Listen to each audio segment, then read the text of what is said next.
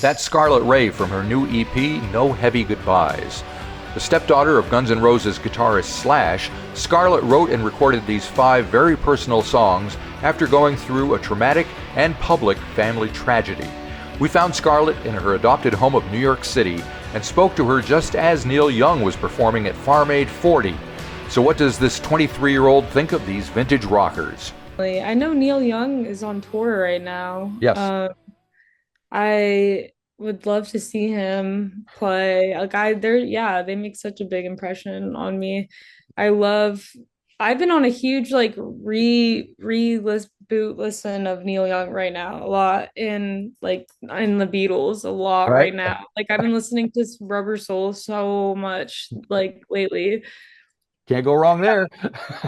Cannot go wrong there. I'm just like I got I just it they never it truly timeless music Right. like in the flesh like yeah. Yeah. Well, I have a 3-year-old grandson, and I started playing. I have the Beatles in the CD player in the car, and he's got to hear "I Want to Hold Your Hand" and "Hard Day's Night" all the time. So That's he's so awesome. That is so cool. it's just that kind of music that just immediately, It's it just doesn't matter hit who you are or how old you are, you can't help it. the most feel good of all music. Yeah. Yeah. It's Yeah. crazy. Yes, I was kind of thinking about how often they used the word happy in those early songs of theirs. Mm-hmm. And No, literally. they're all over the place. And like sunshine and shit. Yeah. Like And then I was playing, he wanted to hear Yellow Submarine, so I played that. But then the that one's a happy song. next song was Eleanor Rigby. Oh, okay, yeah. Bummed him Wow. out completely, but there you go. I'll give That's you. I think that's one of my favorite Beatles songs, Eleanor Rigby. I love that song. Yeah, they're all great. I mean, she's anyway. But let's talk about your music. Enough about the Beatles and old stuff. No heavy goodbyes. Um, Yes. so, when did this start to formulate in your mind as a thing? These 5 tracks that ended up being an EP. These so they were just kind of like all the same, but for the most part, time period and like the first half of or like half of the EP are songs that were like right before a super traumatic event in my life happened, and then the other half are like after. So I think it's like a good. Yeah, and then like I had, my just signing with Bayonet, the first thing that we were gonna do was an EP. So I was like, I just pieced together those songs. I think it came together well, like the Right. perfect amount. Yeah. And you worked with Jordan Lawler, who's your kind of Yeah. producer and whatever. So what kind of discussions, who did what did he bring to the table? Yeah, totally. I had like all the songs demoed out for the most part. I mean, some of them done like Blue, I did fully just like self-produced in my apartment, and he he kind of just like I'm from LA, so it worked out because I always get to like I got to visit my mom. So I went home and recorded basically just like he took my demos and he like helped with some drumming. Like I'm always just prefer for somebody to either play drums or do their own drum thing on Right. electronically. So he threw on that, and just like we redid some of the tracks with like his engineering, like with his mics and stuff, and it just came, yeah, it came together well. He seemed to like get my music and like liked, yeah, it was a great like collab, like just between us two. Yeah, so it was really knocked it out pretty quick. And um yeah, or like we meshed like tracks from here like that I did at home and with his studio, and it just, yeah, it came together well. Yep. And you've got a distinctive guitar sound. It's very fuzzy and Mhm. kind of a lot of people compare it to what was going on in the 90s and kind of grungy, which I definitely hear that. Did you listen to a lot of that? You're too young to have heard Yeah, it first time around, I think. yeah, definitely. I've been listening to a lot of Placebo Oh, okay. recently, Yeah. and I love I love their guitar. Like especially around writing the EPA, like I definitely am just so inspired by them randomly just right now. And Right. Failure, the band Failure, and their guitar tones are just, yeah, awesome. And it's funny too because some of the tones I literally did here with just like the presets in Logic on my computer, and like they're just so you wouldn't even be able to tell. Like it's so I just like I love, like, I got it. I you got to make use you got to make do with what you got, and I did it. And like even when I was in Jordan's studio, he was like, we should just keep your record, like it's sounded, yeah, so sounds pretty good. I Yeah. So bet. Are you a not technically bad. minded person? Are you kind of geeky about that and fiddle around with Yeah, that? like somewhat. I wish I was more. Like I wish I was faster with it, but Right. I definitely like think it's so fascinating how some of these presets are like just simple tone things, or like just take you such a long way, and some people are so like, super defined with it and technical about it, and at the end of the day it's like the tiniest thing that just like sounds cool. So yeah. And how has the move from west to east affected you? I think that, yeah, definitely a huge difference. I feel like I got more like emo with my music since when I moved here, as opposed to like kind of happy LA, like sunshine and indie music, Right. But it got a little, yeah, it was like snow and dark and Yeah, there is emo. some. I'm from, Yeah. I don't know if you can tell, but I'm American myself, even though I'm in New Zealand here.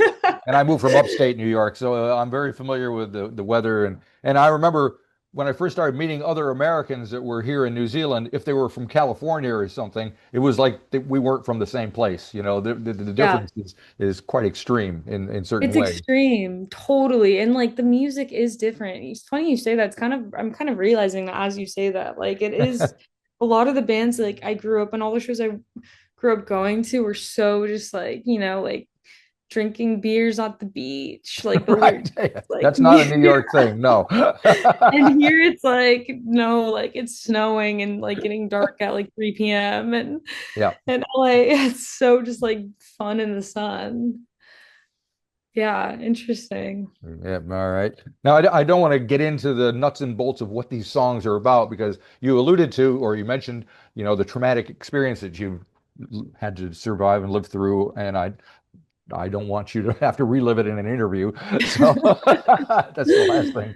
So, but I'm wondering when you sing these songs in public and you're kind of, there's no secret about what they're, a lot of them Mhm. are about and who they're about. How do you, have you had to kind of mentally prepare yourself for that Yeah, proposition? it's so just like, I don't know, it's something about the whole, for back context, to be fair, my sister made the whole thing so public. Like when she like, took her own life, she made it like this like public thing on Instagram, Yeah, and it was like so just like already out there that like I think naturally off the bat I've just accepted it so much that it like I could just play these songs and like talk about it, and it's like, yeah, that's like literally what happened. yeah, And as opposed to like it being like a secret that a lot of like nobody really knew about it, but like literally it's so just I found out like at work, like my coworkers know, like everybody in my life just like knows. So it's just like it's still has its like I still can have like my sacred like emotional moments with it when I'm alone, but like it is just like so loud. So it's easy. It's a bit, I mean, it's not necessarily easy, but it's just like I'm used to singing it and being so open about it. right. And as a musician and as a songwriter, were you kind of, for want of a better word, prepared to write songs like that at that time, or did you have to kind of change the way you approached your art? I was kind of prepared because it was a slow burn with like losing her. And so like when I wrote Blue, she was still like alive, and like I just was like missing her personality, like mental illness, like long story short.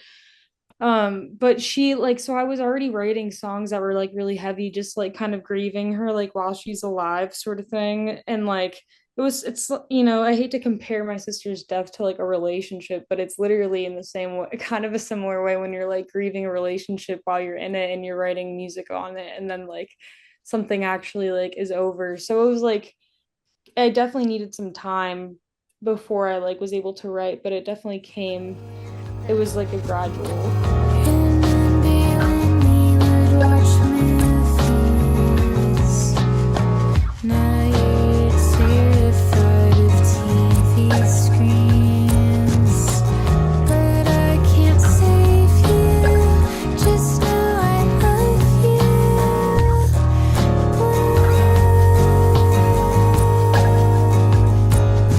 I'm sure even just talking about it almost feels like trivializing it or exploiting Hmm. it in some way. I mean, there's just no easy way to approach it. There's just no easy way to do it. And I'm such a blunt person. It's like, and also once something like that happens, you're just like what try me. Like, at Right, the end of the day, like I don't care. Like my sister's gone. Like the like obviously like that shit like I she it sucks so much that she's gone. The last thing that I'm gonna do is like feel weird about just talking about it. Like it's so right. just like yeah, like Yeah. Yeah. yeah. And of course, if you don't talk about it, it's almost like you erased her as well. So you probably don't That want to no, do that. exactly. Like I have to keep her alive as hell. Exactly. It's a lot of pressure on somebody your age, I gotta say. Yeah, thanks for acknowledging that part. That's Oh still man. no, literally, I know. Uh, I'm like 23. I yeah, know. yeah. I'm pissed at her. So Uh, annoying. I hope you have Great. a good support system behind you. Yeah, I do. That's why New York is great for that with the people you meet out here. Yep, yep, yep.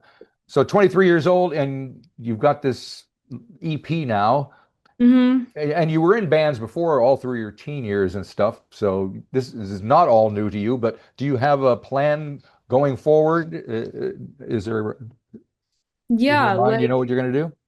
yeah, I mean, I am gonna keep my whole thing is I just love playing and making music. I'm just gonna keep doing it. I have like a pretty tight, I really like my band that I have out here now. And I have like another record that I have to, that I'm gonna release with Bayonet Right? to the very least, and just keep doing it out here. It's like, and obviously I have to like survive. So I'm doing, I have I work at a restaurant, but it's like in a there's a music venue in there. So I Oh, feel, good. That yeah, helps. it's super mute. Oh my God, it does help so much. Like I'm around musicians all the time. Yeah. My work schedule can works for me for taking time off, and I'm just like gonna keep doing it and keep writing. That's the plan, really. I would love to tour. I'm kind of just like shopping around for a tour openings, like sort of thing, as opposed to like doing a whole DIY tour. Right, right, right. Yeah. Yeah, because I see you do a lot of videos as well. There's like videos for almost every song on the EP. Yeah, Is that just because you like visualizing your songs, or yeah, I have a lot of friends that like are just down to do videos, to be honest with right? you. I lucked out. I like most, I haven't the first time I've actually had a budget to pay for a music video was the Call Off the Day video that just came out. Like that was besides that, all the other videos are just my friends, making videos for me and just me editing and filming. And I don't know, it's just one of those things where I just love it's just fun. Yeah, I'm just like, why not? Yep. I did admire your Yeah. purple chucks and the call off the day. Thanks. Thank you. Yeah, I know how this will go. You wake up in a disaster. You should try sticking to water. I know. Are you still thinking of her? Like it's the last time she'll be right here. Thank you. I know those are awesome, right? I got them at the like Converse in the Flushing Mall, Right. Converse store. Yeah. They're outrageously expensive here in New Zealand. I remember because Really? Oh oh my God, yeah, it was like it was like a Converse discount store. It was like a surplus. It was like you're what going is to tell it me you called? got them like $25 or something, right? It's $25. Yes, Yeah, yeah, I know. Here they're like $25. 125, new ones. Whoa. So, And there's some things in New Zealand that are so cheap that are yeah, so expensive out here too. yeah. Yeah. But sadly, not a lot of things that are cheap anymore. It seems to I be. I've been here know. Are 30 you in years and I've kind of Auckland? seen it. Yeah, I'm right in the middle of Auckland. Yeah. Nice. Have you ever been to this part of the world? No, but one of my friends, my friend Lucian, who makes music under Lucian Rice, have you heard of him? No, I I don't think guess I have. he yeah, like I can't imagine what the music scene's like fully there, but he makes music and yeah, I have some friends. I guess it's just him and like a couple other people, So but it's he's a cool Kiwi that knowing makes music videos here? he makes music videos and he makes music, yeah, he Okay, like it's kind I'm of like sure I've pop seen music. his videos. Now I'm gonna have to Google him. I'm sure you have. He's like yeah, he's so like he's been there his whole he like comes to New sometimes he'll be in New York for like a month, but he's yeah, you probably like his I mean, I don't feel like my music. It's a bit similar. Okay. Yeah. Yeah. Yeah, it was interesting. I just interviewed a guy, Harper Finn, who is the son of Tim Finn, who is one of the guys in Split Enz, the Finn brothers, and he's done the Whoa. opposite. Well, he's moved to Manhattan from New Zealand, and we just had a long discussion about what it's just like to be in a place like Manhattan. It's such a big, and he's about he's a little bit older than you, but not much, and it's just kind of doing the same thing and Hmm. immersing himself in this weird place. I mean, that's probably I can't imagine from being from New Zealand and moving to the States. Like that is probably such a trip. Yep. So different. It's so different. Yeah. But yeah, so it is. And do you have a band? I think there were band members in one of your videos, Donovan, Hmm. Eamon, and Sam. So is that your regular touring band or performing Yeah, band? that's my band right now. That seems to be like the set band for shows right now. It's been like recycled through different friends of mine who have their own projects, so it's never been like secured, but this is yeah, they're great. And I finally feel like happy about the live set sounding. Yeah. Do these songs, especially on this EP, kind of evolve or change their sound when played with a full band, or do you do these solo bits? Sometimes. I Yeah. mean, I just tell them what to play. So I literally do. I have individual sessions with them and I'll just like teach them the parts. But Right. like sometimes I'll just like decide to switch something and I'll make it either sound more like the recording or not. And like we just try different things out. But it's so yeah, it definitely has like the same like build up feeling as the recordings. It's cool. All right. Well, hopefully you'll make it down here and we can see and hear you sometime or other. Would You love that. do a Would love double to. bill with Harper, and you can. That would be awesome. Well, he's coming back. Yeah. He's coming back to Manhattan next week, so I should I'll be on the hook you lookout for guys him. up. Yeah, let's see. I'm so curious where he's And gonna play. he was telling me his side gig because he's got another job is doing Uh-huh. like just covers in a bar somewhere, so could be right around the corner from you. Who knows? Oh my God, I gotta know. I'll look All right. into it. Yeah, we'll look at it. We'll check you out. All right.